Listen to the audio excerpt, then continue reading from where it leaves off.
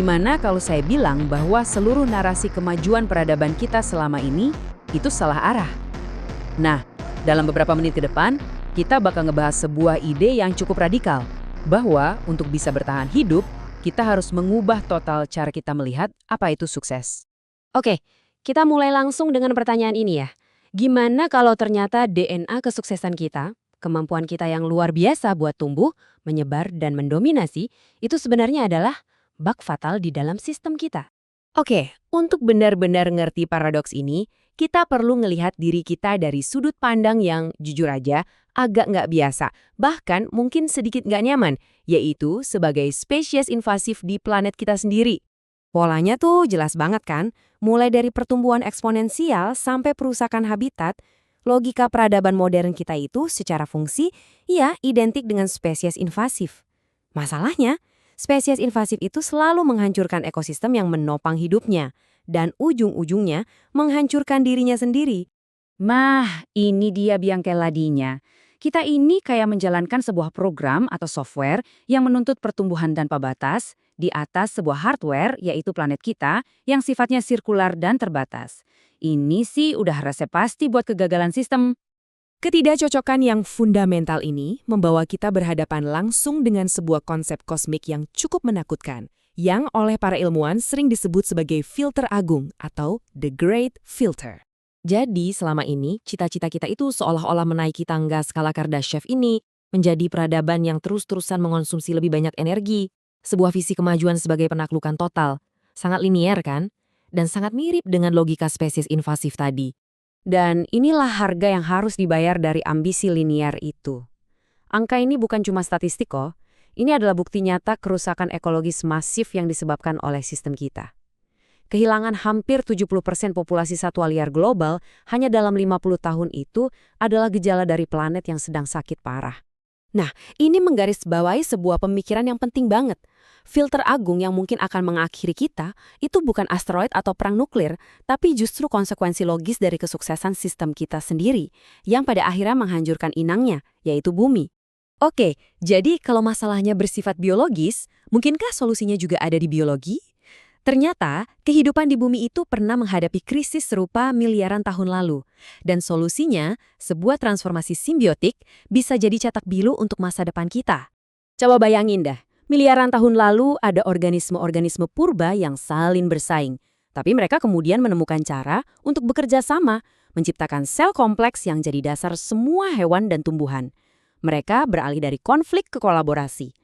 Nah, itulah lompatan evolusioner yang dituntut dari kita sekarang. Dari parasit menjadi mitra simbiotik dengan planet ini. Ini adalah pergeseran yang fundamental banget dalam tujuan peradaban kita.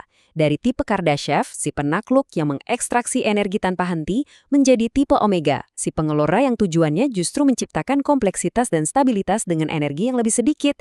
Jadi bukan lagi tentang dominasi, tapi tentang harmoni. Lantas, gimana caranya kita bisa sampai di sana? Jawabannya bukan memilih antara ideologi politik lama kayak kiri atau kanan, ini jauh lebih mendasar dari itu semua. Perdebatan kiri versus kanan itu kan terjadinya di dalam sistem operasi yang udah rusak. Jadi solusinya bukan memilih program yang beda, tapi kita harus reinstal ulang sistem operasi ekonomi kita dari awal dengan kode inti yang sama sekali baru. Nah, ini dia proposal sistem operasi baru itu, Economy Proof of Sustainability. Idenya sebenarnya sederhana. Alih-alih kita menghargai ekstraksi, kita mulai menghargai regenerasi. Modal nggak boleh lagi cuma menumpuk tanpa batas, tapi harus terus berputar untuk menjaga kesehatan sistem. Dan yang paling penting, setiap kerusakan, kayak polusi, itu harus dibayar, bukan malah disubsidi secara nggak langsung. Coba lihat bedanya, kita beralih dari nilai yang basisnya kelangkaan ke nilai yang basisnya stabilitas. Dari akumulasi modal ke sirkulasi sistemik. Dan yang mungkin paling transformatif, peran AI juga berubah dari mesin spekulasi buat cari untung menjadi semacam sistem saraf planet yang membantu kita mengelola sumber daya secara harmonis. Jadi, kalau kita beneran menjalankan kode ekonomi yang baru ini, peradaban seperti apa yang bakal muncul? Nah, inilah visi dari peradaban tipe Omega. Coba deh bayangkan sebuah dunia di mana status dan kekayaan itu diukur dari seberapa sehat ekosistem yang Anda kelola, di mana kesuksesan pribadi itu secara otomatis terikat sama kesejahteraan kita bersama. Ini bukan utopia loh, ini adalah sistem yang secara logis dirancang untuk ketahanan dan stabilitas jangka panjang, persis seperti ekosistem yang sehat. Transformasi endosimbiosis itu pernah terjadi sekali dalam sejarah kehidupan, dan itu mengubah segalanya. Tantangan kita saat ini, pada dasarnya adalah sebuah undangan untuk melakukan lompatan evolusi yang sama, tapi kali ini dalam skala peradaban. Pertanyaannya, apakah kita akan mengambil undangan itu?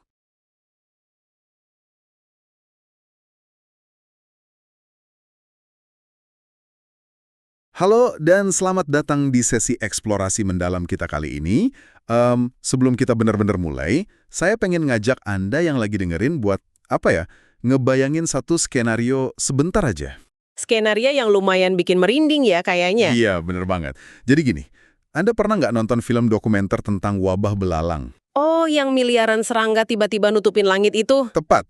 Momen ketika miliaran belalang itu turun ke sebuah ladang pertanian yang hijau subur, terus ya mereka menghabiskan seluruh tanaman di sana cuma dalam hitungan jam. Atau mungkin Anda pernah dengar cerita tentang katak tebu. Cane Toads yang di Australia. Nah itu, awalnya kan mereka sengaja dimasukin ke ekosistem buat ngendalin hama. Tapi yang terjadi malah sebaliknya. Mereka berkembang biak tanpa kendali, makan apa aja yang gerak, dan mendominasi segalanya. Sampai pada titik di mana mereka justru menghancurkan keseimbangan lingkungan yang menopang hidup mereka sendiri. Persis.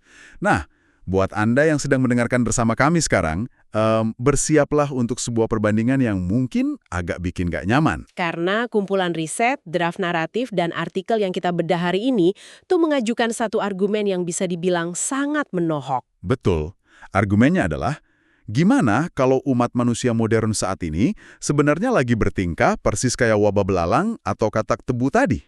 Dan yang lebih krusial lagi, gimana kalau insting kita untuk terus berekspansi dan mendominasi ini malah ya mengarahkan kita langsung ke jurang kepunahan kita sendiri? Itu dia misi kita di sesi eksplorasi kali ini. Kita mau nyari tahu gimana caranya supaya peradaban kita nggak menabrak tembok kehancuran itu. Yang bikin tumpukan materi kita hari ini tuh narik banget adalah pendekatannya. Mereka nggak cuma berteori pakai kacamata ekonomi tradisional yang ngebosenin. Terus pakai kacamata apa? Mereka ngambil konsep evolusi biologis. Jadi, hal-hal mekanis yang biasanya Anda temuin di jurnal sains atau buku biologi, itu diterapin langsung ke sistem ekonomi dan peradaban kita. Oh, oke. Jadi kayak ngelihat ekonomi sebagai sebuah ekosistem hidup gitu ya? Bener, kita bakal ngelihat kritik tajam soal obsesi global kita sama pertumbuhan linear yang nggak ada batasnya. Kalau di dunia sains kan ini sering diukur pakai skala Kardashev ya. Ah ya, skala Kardashev. Tapi serunya, mereka nggak cuma berhenti di kritik aja. Ada proposal solusi inovatif banget yang ditawarin, namanya protokol POS atau Proof of Sustainability. Jadi kita sama sekali nggak lagi bahas fiksi ilmiah nih di sini. Ini murni analisis mekanis dan berbasis data ya, tentang gimana ekosistem peradaban kita ini bekerja dan bertahan. Dan buat Anda yang lagi dengerin, ini alasan utama kenapa Anda harus peduli sama obrolan kita hari ini. Setuju. Kalau belakangan ini Anda buka berita dan ngerasa dunia tuh makin kacau, ketimpangan kekayaan rasanya nggak masuk akal, dan krisis iklim udah kayak menu sarapan harian, wajar banget kalau Anda merasa kewalahan. Sangat wajar. Tapi kerangka berpikir yang bakal kita bahas ini ngasih penjelasan yang rasional banget tentang kenapa semua kekacauan itu terjadi. Ini bukan sekedar nasib buruk umat manusia, ada mekanisme biologis di baliknya. Dan yang paling penting, ada peta jalan keluarnya. Biar otak kita nggak meledak karena information overload. Betul. Oke, mari kita bedah ini. Di salah satu catatan awal dari sumber kita, ada pembahasan tentang konsep yang disebut paradoks makhluk invasif. Ini erat banget kaitannya sama teori selfish gene atau gen egois dari biolog Richard Dawkins. Nah, argumen intinya tuh gini. Secara genetik, kita sebagai manusia membawa dorongan bawaan dari zaman purba untuk numpuk sumber daya sebanyak-banyaknya. Zaman dulu, insting ini nyelamatin kita dari kelaparan. Tapi sekarang, di zaman modern, insting ini jalan terus tanpa rem. Nggak ada yang ngerem. Kayak mobil blong ya? Ya, dan yang sangat menarik di analisis ini adalah gimana mereka nyorotin benturan frontal antara logika ekonomi kita sama realitas fisik planet ini. Benturan gimana maksudnya? Coba deh kita pikirin logikanya. Sistem kita sekarang didorong oleh yang namanya pertumbuhan eksponensial. Perusahaan harus selalu cetak rekor untung, tiap kuartal produksi mesti naik terus, orang disuruh belanja terus. Nggak boleh stagnan sama sekali. Nggak boleh. Tapi masalahnya, kita ngelakuin semua ekspansi eksponensial itu di dalam planet yang sistemnya tertutup. Bumi kita ini kan sirkular terbatas. Betul, sumber dayanya nggak nambah. Biar Anda ada gambaran seberapa ekstrim lonjakan invasif kita ini, ada data historis yang gila banget di sumber kita. Tahun 1800, itu pas awal revolusi industri, total konsumsi energi global umat manusia cuma sekitar 20.000 terawatt jam. Oke, 20.000 terawatt jam. Terus? Lompat ke tahun 2024, angkanya meledak jadi 180.000 terawatt jam. Wah, dari 20.000 ke 180.000. Iya, lompatan sebesar ini dalam kurun waktu evolusi yang sependek itu tuh persis banget polanya kayak spesies invasif yang baru aja nemu inang baru yang kaya nutrisi, dan inangnya belum punya sistem pertahanan. Astaga, gila juga ya kalau dipikir-pikir. Dan dampaknya kan bukan cuma angka di atas kertas. Kita bisa lihat akibat nyata dari pola konsumsi rakus ini. Dampaknya ke alam langsung kelihatan. Pasti. Kalau kita lihat datanya, sejak tahun 1970, yang mana itu belum lama-lama banget lah ya, kita udah memicu penurunan biodiversitas satwa liar sebesar 69%. 69% kehidupan liar menyusut cuma dalam beberapa dekade? Dan sekarang ada 1 juta spesies yang diambang kepunahan. Logikanya, kita secara harfiah lagi ngosongin isi bumi. Ngubah hutan sama lautan jadi sekedar bahan bakar buat ngasih makan mesin pertumbuhan eksponensial ini. Disinilah elemen fisika dari materi ini mulai menyatu dengan sangat brilian. Pembahasan ini terang-terangan mengkritik skala Kardashev yang tadi sempat kita sebut. Buat Anda yang suka baca tentang futurisme atau luar angkasa, skala Kardashev ini cara teoritis untuk mengukur kemajuan peradaban berdasarkan energi yang mereka eksploitasi. Mulai dari nguasain semua energi di planetnya, terus ke bintangnya, sampai akhirnya satu galaksi dikuasai penuh. Pandangan yang sangat linear tentang sebuah kesuksesan ya. Sangat linear. Tapi sumber kita ngejelasin kalau ekspansi energi tanpa batas itu punya kelemahan fatal. Dia mengabaikan hukum termodinamika kedua.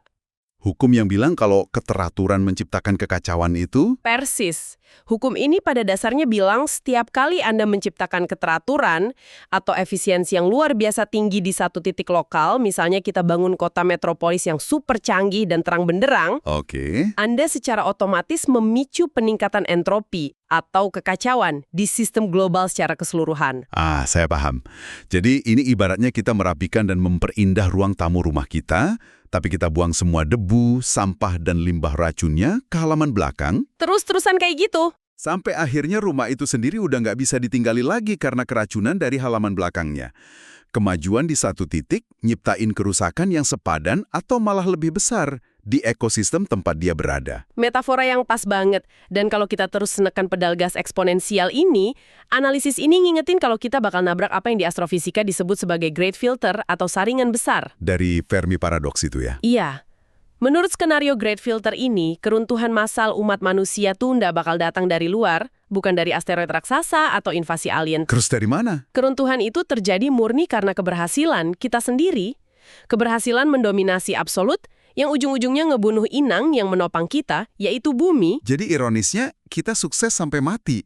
Ini memunculkan satu pertanyaan yang lumayan ganggu pikiran saya pas baca materinya. Pertanyaan apa tuh? Jadi apa arti dari semua ini? Maksudnya, kalau kita secara rasional tahu kita lagi melaju kencang ke arah Great Filter, kenapa kita kayak nggak bisa ngerem? Kenapa solusi global, perjanjian iklim, atau konferensi tingkat tinggi itu ujungnya cuma janji kosong? Kenapa sistemnya susah banget diubah? Itu kan? Iya. Kenapa susah banget berubah, padahal kita tahu kita bakal hancur? Nah, buat ngejawab itu, kita harus lihat data soal siapa yang sebenarnya diuntungkan dan megang kendali di tatanan saat ini. Riset ini ngasih statistik yang mungkin bakal bikin Anda ngangguk-ngangguk setuju, sekaligus agak merinding. Waduh, data apa tuh? Sistem ekonomi global kita itu secara mekanis dirancang buat ngasih penghargaan masif ke individu yang punya sifat dominasi tinggi. Di alam liar, ini adalah sifatnya predator puncak. Predator puncak, oke. Ada data dari literatur psikologi bisnis yang dikutip di sumber kita. Mereka nemuin kalau kelompok elit, pemilik sumber daya, atau CEO yang sukses luar biasa secara finansial, Ya.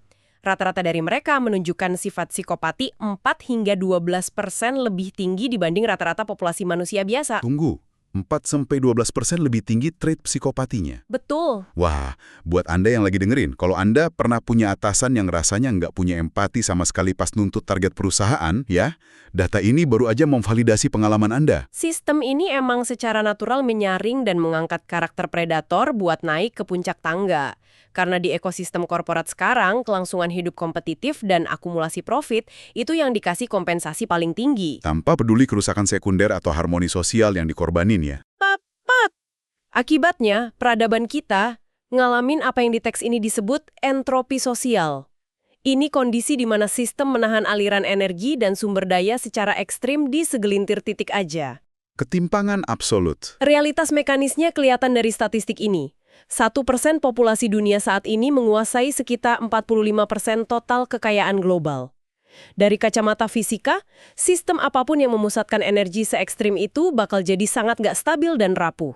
Nah, sebelum kita bahas lebih jauh gimana negara-negara nyoba ngatasi ketimpangan ini, saya harus nyisipin satu instruksi penting di sini. Silahkan. Ini buat Anda yang lagi mendengarkan. Sangat penting untuk digarisbawahi bahwa analisis yang kita bedah ini tuh sangat netral, objektif. Acara ini dan materi ini sama sekali nggak memihak ideologi politik sayap kanan maupun sayap kiri. Benar. Kita nggak lagi ngebelain satu sisi. Kita di sini nggak sedang ngedukung kapitalisme atau mempromosikan komunisme, ya. Analisis ini cuma pakai kacamata biologi evolusioner dan termodinamika buat ngevaluasi seberapa efisien sistem-sistem tersebut. Dan lucunya, riset ini ngeritik kedua kubu ideologi dominan itu sama tajamnya. Karena dua-duanya punya kecacatan dasar yang sama. Gimana penjelasannya kalau dibedah secara mekanis? Gini, neoliberalisme misalnya, dikritik karena walaupun sistem ini efisien banget buat dorong inovasi dan produksi, ujung-ujungnya dia selalu bermuara ke monopoli dan ekstraksi ekstrim tanpa peduli batas ekologis. Efisien tapi ngancurin alam secara brutal. Terus kalau spektrum sosial komunisme? Tujuan awalnya kan mau meratakan hasil buat semua individu. Tapi secara historis, sistem ini berulang kali gagal. Kenapa?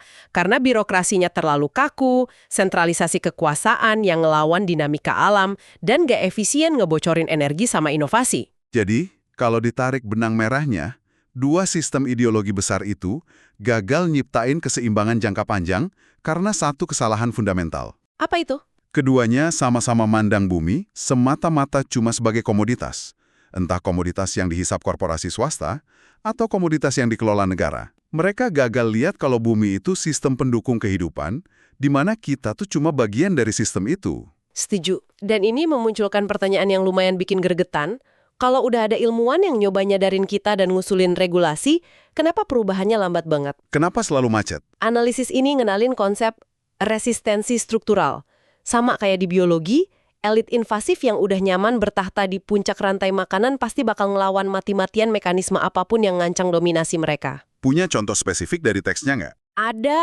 Teks ini ngutip laporan bahwa Kamar Dagang Amerika Serikat atau US Chamber of Commerce ngabisin dana sampai $100 juta setiap tahunnya. Cuma buat lobi pemerintah. $100 juta per tahun? Cuma buat mastiin regulasi pro lingkungan atau pemerataan kekayaan nggak ngalangin laju akumulasi profit mereka. Gila. Terus di sisi lain, spektrum global, di Tiongkok misalnya, ditemukan pabrik-pabrik ilegal yang secara diam-diam masih pakai gas CFC yang jelas-jelas ngerusak lapisan ozon. Murni demi motong biaya produksi pasti. Betul. Jadi dua contoh ini adalah bukti nyata dari insting primordial manusia yang terus ngeeksploitasi, terlepas dari bendera atau ideologi negaranya apa. Nah, disinilah bagian yang sangat menarik perhatian saya. Karena setelah bahwa kita ngelewatin realitas suram soal sifat dasar kita, sumber ini nggak ngebiarin kita tenggelam dalam keputusasaan. Mereka nawarin solusi. Solusi yang diambil langsung dari buku Panduan Alam Semesta ya? Bener banget.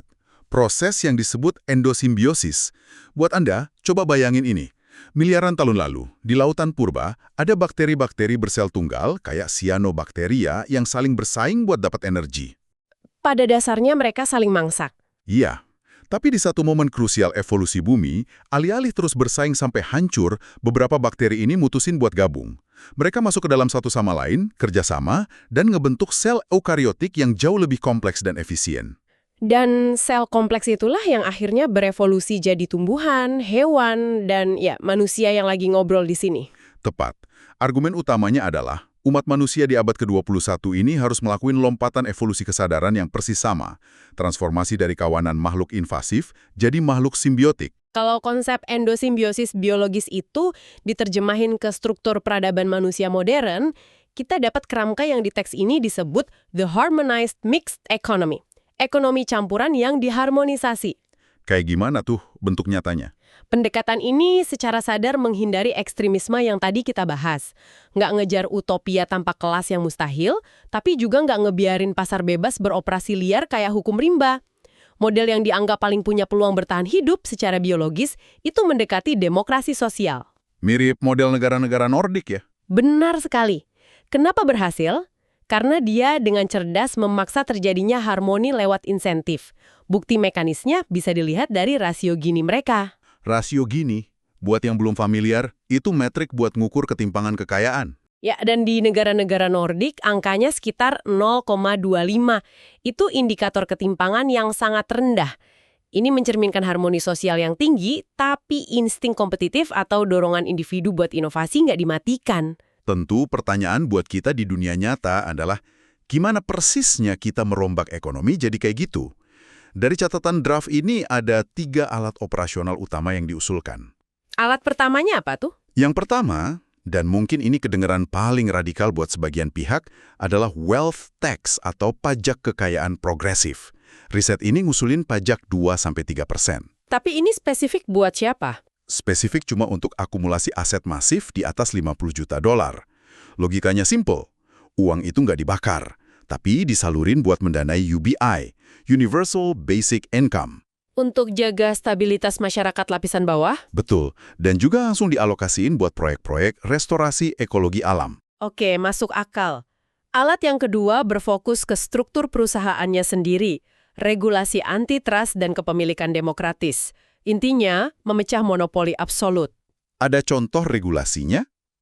Teks ini nyebutin Digital Markets Act atau DMA dari Uni Eropa, yang memaksa raksasa teknologi buat buka ekosistem mereka. Selain itu, ada dorongan kuat buat pakai sistem ESOP, Employee Stock Ownership Plans. Di mana pekerja punya saham perusahaan. Bener. Jadi pekerja bukan cuma pion yang nerima gaji tetap, sementara dewan direksi nikmatin keuntungan eksponensial. ESOP ini mendistribusikan energi kekayaan dan ngurangin dominasi absolut satu predator puncak di pucuk pimpinan. Menyuntikkan keberagaman dalam keputusan ekonomi juga ya? Dan alat yang ketiga adalah pajak karbon dinamis. Ini bukan sekedar hukuman denda. Ini sistem insentif yang ngasih penghargaan konkret buat bisnis yang operasinya sejalan sama siklus ekologi. Jadi elit korporat masih boleh berkompetisi cari untung, tapi arenanya udah diubah. Mereka dipaksa adu hebat dalam bikin efisiensi ramah lingkungan, bukan lomba ngeksploitasi alam. Menarik banget mekanismenya.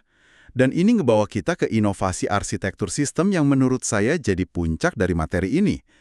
Ide untuk merombak cara kita menilai harga sesuatu di dunia ini lewat protokol POS, Proof of Sustainability. Nah, ini dia. Kalau selama ini nilai ekonomi ditentukan dari siapa yang paling cepat ngeruk sumber daya, POS ini ngubah aturannya jadi siapa yang paling mampu menopang dan meregenerasi sistem. Protokol POS ini berdiri di atas 3 pilar utama yang solid.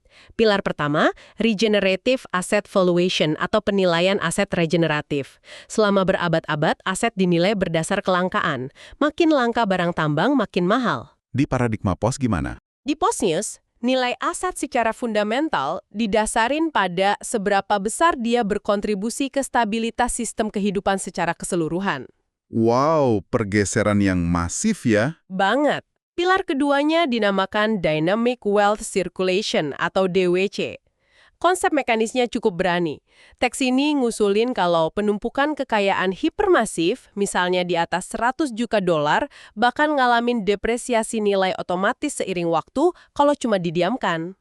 Menyusut sendiri nilainya kalau nggak diputar ke sektor publik atau restorasi ekologi. Secara biologis, ini tuh ibarat memaksa aliran darah biar terus ngalir ke seluruh tubuh. Nggak boleh membeku dan ngegumpal di satu titik. Mekanisme ini otomatis maksa elit bertransformasi dari sekedar penguasa menjadi steward atau pengelola peradaban. Dan pilar yang ketiga adalah entropy tax. Saya pribadi suka banget konsep ini. Daripada membabi buta majakin pendapatan dari keringat orang kerja keras, sistem ini menjajakin entropi. Pajak berdasarkan kekacauan ya? Persis. Pajak dihitung berdasar seberapa besar kekacauan lingkungan atau ketimpangan sosial yang dihasilkan aktivitas bisnis Anda. Makin berantakan sistem yang Anda tinggalin demi profit, makin mahal biaya yang harus dibayar. Cuma pertanyaan praktisnya, gimana caranya umat manusia ngukur miliaran matriks kompleks ini setiap detik? Nah, disinilah elemen canggihnya masuk. Integrasi visi hibrida biodigital. Sumber yang kita bahas eksplisit nyinggung soal AI, artificial intelligence, dan konsep transhumanism, bahkan merujuk ke ide mind uploading dari Ray Kurzweil. Tapi harus digarisbawahi, sumber materi ini sangat kritis soal AI. AI nggak boleh cuma dipakai buat ngeoptimasi algoritma saham atau manipulasi perhatian pengguna demi profit korporasi teknologi. Terus harusnya buat apa? AI harus jadi global ledger, semacam buku besar global berskala masif yang memantau, menghitung, dan menyeimbangkan jejak ekologis seluruh aktivitas ekonomi secara real-time. Jadi, penyeimbang entropi peradaban. Tapi ada resiko nggak sih pakai teknologi sentralistis gitu? Ada peringatan keras dari teori biologi evolusioner soal pentingnya keberagaman atau diversity. Kalau teknologi digital ini ujung-ujungnya maksa keseragaman absolut dan menekan keragaman lokal, struktur peradaban kita bakal sangat rentan.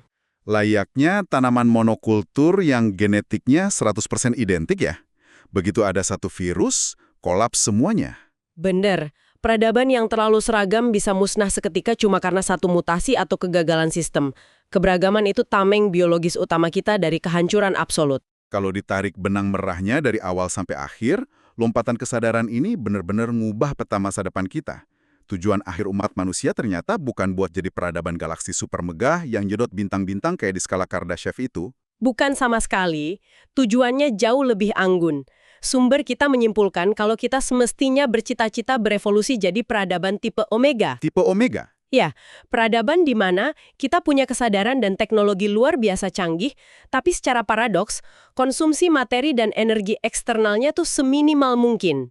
Kondisi ini dicapai lewat perpaduan efisiensi digital ekstrim sama simbiosis biologis yang sempurna sama alam. Cara pandang yang benar-benar ngubah paradigma. Oke, mari kita rangkum apa aja wawasan esensial yang baru aja kita pelajari untuk Anda. Silahkan. Manusia modern pada dasarnya masih punya insting invasif. Dan sistem ekonomi tradisional saat ini beroperasi kayak buk yang justru memperkuat insting itu, mendorong kita melaju ke great filter atau kepunahan. Tapi jalan keluarnya ada. Alam udah ngasih cetak birunya lewat endosimbiosis bakteri. Kita mampu berevolusi jadi makhluk simbiotik. Rutenya adalah ninggalin ekstremisme ideologi, restrukturisasi kepemilikan biar nggak terpusat, fungsikan AI sebagai penjaga keseimbangan ekologi, dan transisi ke ekonomi hibrid dengan protokol POS. Di era itu, merawat harmoni kehidupan akan jauh lebih berharga daripada mendominasi dan mengekstraksi perut bumi. Peta jalannya udah tergelar di depan kita, ada di hukum biologi dasar. Pertanyaannya sekarang, umat manusia mau nggak nulis ulang kode sosial kita atau terus keras kepala mempertahankan sistem usang sampai rumah satu-satunya ini hancur? Kesadaran adalah langkah pertama yang paling penting. Dan sebagai penutup sesi kali ini, saya mau ninggalin satu pemikiran segar untuk Anda renungkan. Sebuah skenario imajinatif ya? Betul. Coba bayangkan. Jika esok pagi, saat Anda terbangun, seluruh tatanan hidup dan ekonomi kita mendadak udah berubah sepenuhnya jadi ekosistem biologis simbiotik yang sesungguhnya. Di dunia baru itu, sampah atau output sisa dari pekerjaan harian Anda wajib langsung jadi nutrisi buat orang lain supaya Anda bisa tetap dibayar. Dan jika sistem ekonomi mendadak nerapin pajak atas entropi atau kekacauan pribadi Anda setiap hari, coba tanyakan ke diri sendiri. Kebiasaan modern mana dari hidup Anda yang bakal langsung bikin Anda bangkrut besok pagi? Pertanyaan yang bagus. Dan sebaliknya, keahlian simbiotik apa yang Anda miliki saat ini? Yang diam-diam bakal jadiin Anda orang paling bernilai dan kaya di peradaban tipe Omega tersebut. Coba Anda pikirkan dan resapi hal itu. Terima kasih banyak untuk Anda yang sudah menyisihkan waktu menemani kami menyelami lautan wawasan ini. Tetaplah menjadi pribadi yang penuh rasa ingin tahu, kritis dalam berpikir, dan sampai jumpa di penjelajahan pemikiran kita berikutnya.